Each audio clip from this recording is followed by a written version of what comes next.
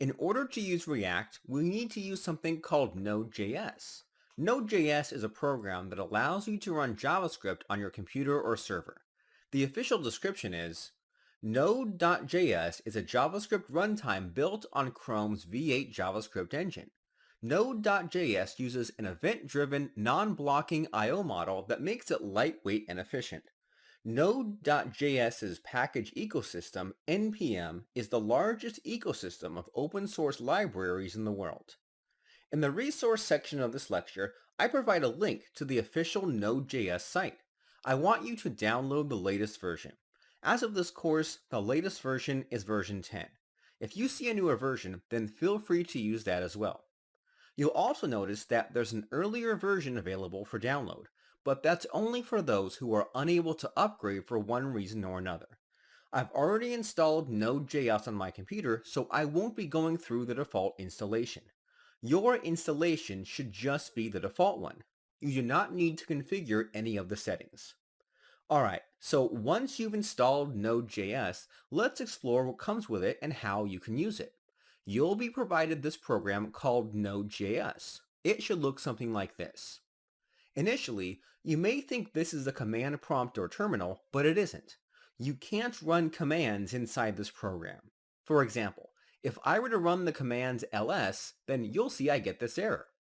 This program right here will allow you to run JavaScript code without having to create a file. It's a great way to test things out really quick, before you get into real or complex projects. If I were to create a variable named foo and assign its value to 5, then I'll see this message called undefined. However, this variable I created is now available and I can get the value by simply typing in foo. Every line of code you write here will be outputted onto the console. I'm going to exit out of this program as we won't be using it throughout this course. I just wanted to show you this as you may want to test things out. Feel free to play around with it. The real power of Node.js is the commands, modules, and package ecosystem that comes with it. I want you to open your text editor and point it to any folder you want. The great thing about Node.js is that you can use it anywhere on your system. You don't have to use it in any particular folder. That means you can use it in your Documents, Desktop, or even Windows folder. I'm going to keep things simple and continue working inside my htdocs folder. I'm inside a folder called node-example.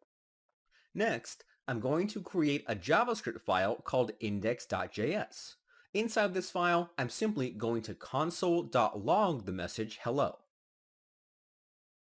Then, I want you to open your terminal and point it to this directory. This is very important. This will not work unless you're inside the same directory as your file. I'm using Visual Studio Code and it automatically points to this folder whenever I open my terminal. If you're not using Visual Studio Code, then it's perfectly fine to use the command line that comes with your operating system. You may have to use the cd and ls commands to help you navigate around. Once you're inside this directory, I then want you to run the following command, node index. After running this command, you'll see the message being outputted onto the console. So what exactly is going on? Let's take it one step at a time. When you installed Node.js, you will be provided with a new command called node. This command allows you to run a JavaScript file on your computer. Actually, you don't even have to use a JavaScript file. Let's just call the node command by itself. What will happen is that Node.js will turn your command line into a JavaScript environment on the spot. So if I were to type the command ls, then I'll get this error. This is the same error we got last time. This is basically the same as opening and using that program we used earlier. To exit out of this, you need to press Ctrl+C on your keyboard. The node command allows you to run JavaScript through the command line. To take it a step further, you don't have to use JavaScript inside the command line. Right after the node command, you can pass in the name of the file that contains your JavaScript code. In our case, this would be the index.js file. However, you don't have to pass in the .js file extension as Node will automatically assume the file is a JavaScript file. Once you run this command, Node will run whatever JavaScript is inside this file.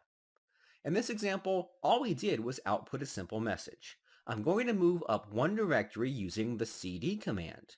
Then I'm going to try and run the node index command again. Right away, I'll get an error saying that the file can't be found. This is very important to highlight. I have to be inside the same directory as this file to use this command properly. Otherwise, I'll just get an error. If you want to, you can just pass in the path and that will work as well. For example, if I type in the following, Node will then run the file index.js. However, I always recommend to just be in the same directory so you don't have to type as much. It makes things easier. I'm going to cd back into my directory. This is just a basic example of what you can do with Node.js. You can run JavaScript on your computer instead of a web browser. You can do so many things such as work with the file system, create a web server, or even create your own commands. The possibilities are endless. For this course, we won't be doing any of that. The reason being is that we're already doing this kind of stuff in PHP, Apache, and MySQL. We also have WordPress that handles a lot of the logic for us, so we don't need to use Node for that kind of stuff.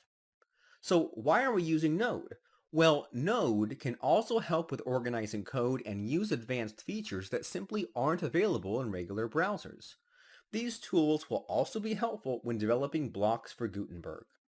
Before we can do anything else, we need to understand how modules work and why they're needed. There is one last thing I want to highlight. You don't have to name your file index.js. You can name your files whatever you want. You can name this foo.js and run the command node foo, which will run the JavaScript in that file. Alright, let's move on to modules in the next lecture.